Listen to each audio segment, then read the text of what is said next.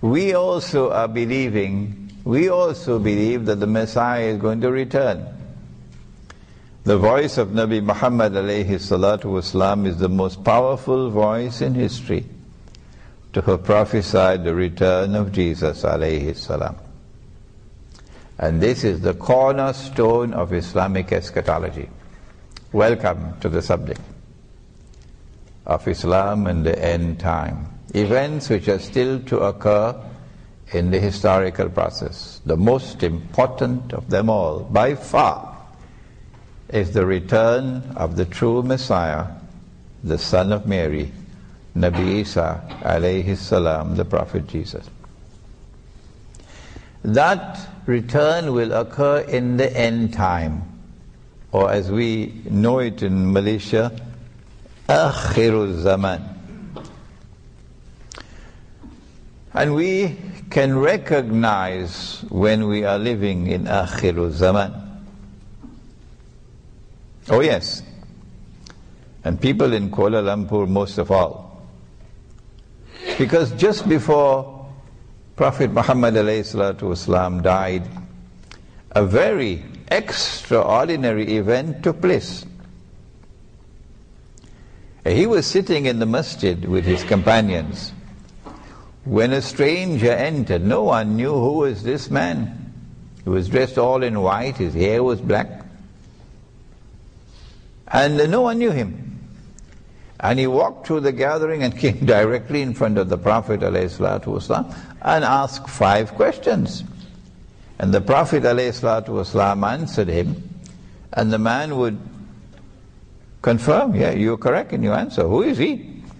And then he left, as strangely and as mysteriously as he had arrived. And after he left, the Prophet asked, do you know who was he? Who was he? So we said, Allah and His Messenger know, but we don't.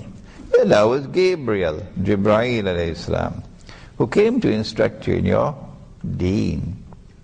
One of the questions, the last question, what are the signs of Akhiru Zaman?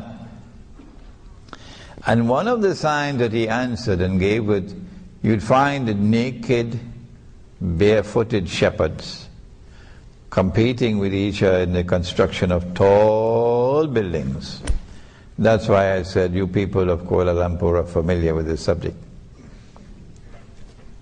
and when you build your twin towers, then Korea will get jealous and put up something taller in Seoul. And then Dubai will say, nope, we're going to do better. And they put up the Burj in Dubai. And then Jeddah will say, we'll teach you a lesson.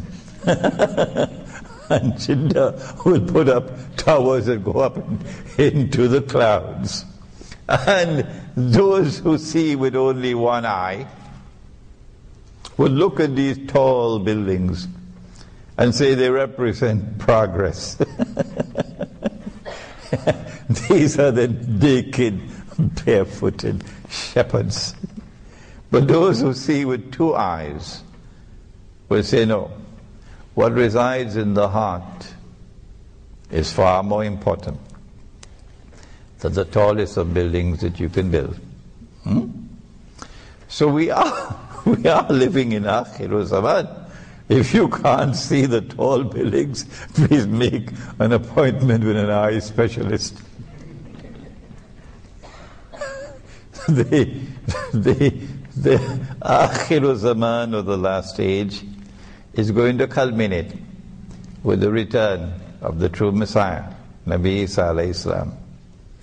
But Islamic eschatology has something very important to introduce now.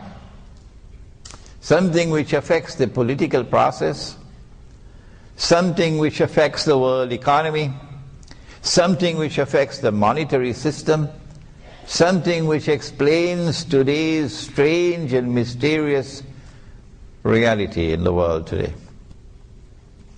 There are those who are content to simply go to work in the morning, face the morning traffic, and go back home in the evening with your air conditioner turned on in your SUV, and then go home and cook a nice dinner, and sit down and watch television until it's time to sleep. And you do it over and over until the weekend comes. And then the weekend is the time for fun and games and so on, and for Saturday night's fever and so on. And this is life. This is life. You worship the dunya, you live for the dunya, you die for the dunya. But there are others. There are others who are made of sterner stuff, and their hearts beat with a different tune. These are people who yearn for something higher, something which explains the strange world. I'm not prepared to be just another piece of balsa wood floating on the ocean, and the waves will take me wherever they want to. No. I want a boat which will take me to the port, the destination that my heart longs for. I must understand the world in which we are living today, and I must respond to it appropriately. I want peace and contentment and tranquility in my heart. And I can only get that peace and contentment and tranquility in my heart when I understand the reality of the world in which we live, and I respond to it appropriately. And for these people, we say to you today, here in Malaysia, and from the auditorium of Malaysian Airlines, that it is the Quran, and it is Prophet Muhammad alayhi salatu wasalam who explain the reality of the world today as no one else can do it. And as Islamic eschatology explains the world today, it is for you to now determine, what are you waiting for? When will you come to Islam? When will you come to Islam? For Islam is explaining the world today. The pity about it, however, is that the world of Islamic scholarship is not doing that. The scholars of Islam are not doing that. The ulama are not doing that. The shuyukh are not doing that. The maulanas are not doing that. The muftis are not doing that. That is a tragedy that we face today. But the Quran is doing it. And Nabi Muhammad ﷺ is doing it.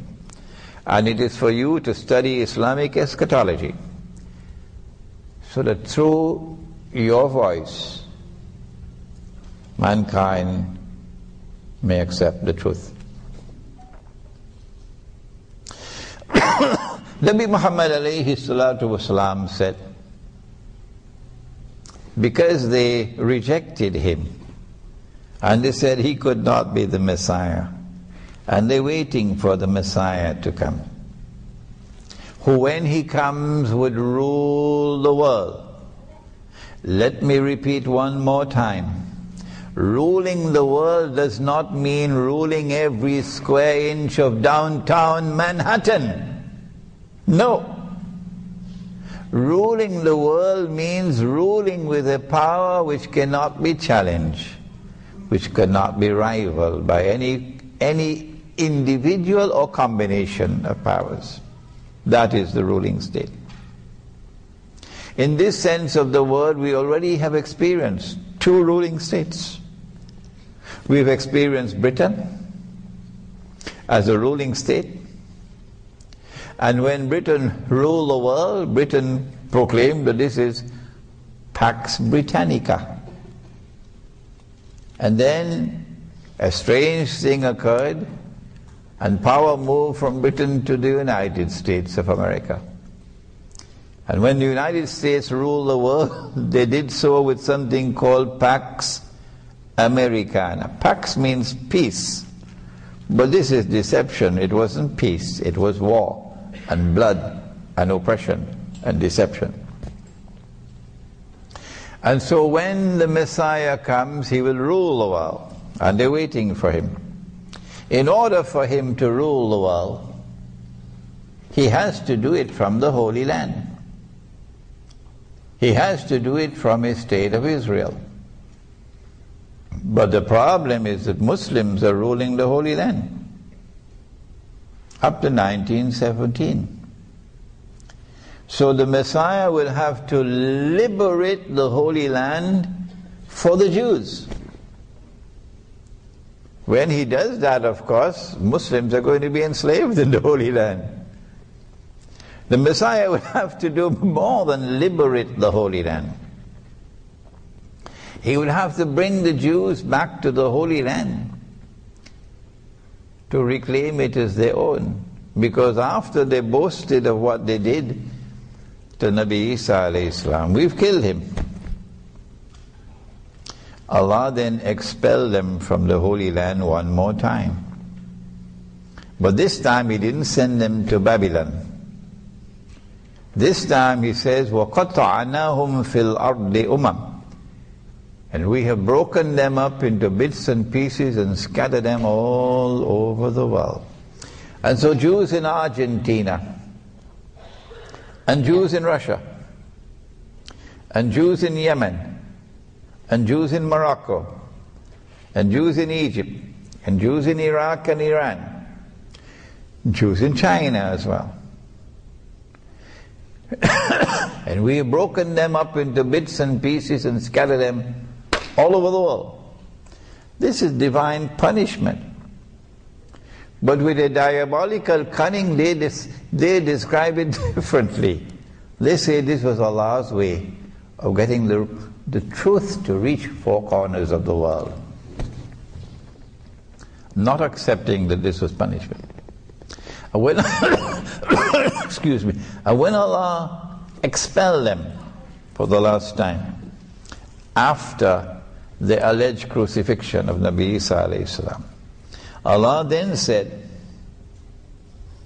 in Surah Al-Isra, وَإِنْ عُدْتُمْ عُدْنَا, if you return to this Holy Land with your wickedness and oppression, your violation of the condition of righteousness, we will return with our punishment.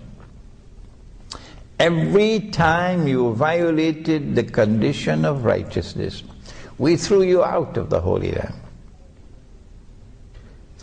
If you come back one more time, we'll throw you out again. But the Messiah, if he is to fulfill the prophecy of ruling the world, number one, would have to liberate the Holy Land for the Jews. Number two, he'd have to bring them back to the Holy Land to reclaim it as their own. Number three, he'll have to restore the state of Israel. And number four, he'll have to cause that Israel to become once again the ruling state in the world. Only then can the Messiah stand up in Jerusalem and declare, I am the Messiah. So they're waiting for that Messiah to come. Nabi Muhammad alayhi salatu wasalam is the most powerful voice in the world to have explained that Allah created a being, a wujud, and programmed that being to impersonate the Messiah. He is known as Al-Masih al-Dajjal, Dajjal, the false Messiah. And when Allah releases him into the world, this is what he'll do. He will liberate the Holy Land for the Jews. He's already done that. He's already done that. He will bring the Jews back to the Holy Land to reclaim it as their own. He's already done that. While we were eating roti canai and drinking teh tarik, he's already done that. He will restore a state of Israel in the Holy Land, an Israel that will be an impostor, but convince them that this is holy Israel. He's already done that. He has already done that. Don't ask me, Sheikh Imran, where is the hadith? Don't ask me, because these are logical deductions. Do not ask me, where is the hadith for what you are saying? Go find some other teacher to teach you and leave me alone. Because you can't understand. These are logical deductions. And yet they ask, where is the hadith? Ah yes. He's already done that. He's already restored the state of Israel in the Holy Land. An impostor Israel. And convinced them that this is holy Israel. Only one thing now remains. Only one. He has to cause that Israel to rule the world. And it is in the process of bringing that Israel to the position of ruling the world and analyzing how he has done it. Because we are just around the corner now. We will understand today's political reality. We'll understand political history. We'll understand today's world economy. We'll understand economic history. We'll understand Bretton Woods, the monetary system which came out of Bretton Woods. We'll understand the International Monetary Fund and the World Bank. We'll understand the introduction of bogus and fraudulent and utterly haram paper currencies, and what is the role which they have played after they took the gold dinar and silver dirham out of the market, and then did something that even Dr. Mahathir was not aware of. The Articles of Agreement of the International Monetary Fund prohibit the use of gold as money. Dr. Mahathir did not know that. Our scholars of Islam don't appear to be even interested in the subject, much less to study it.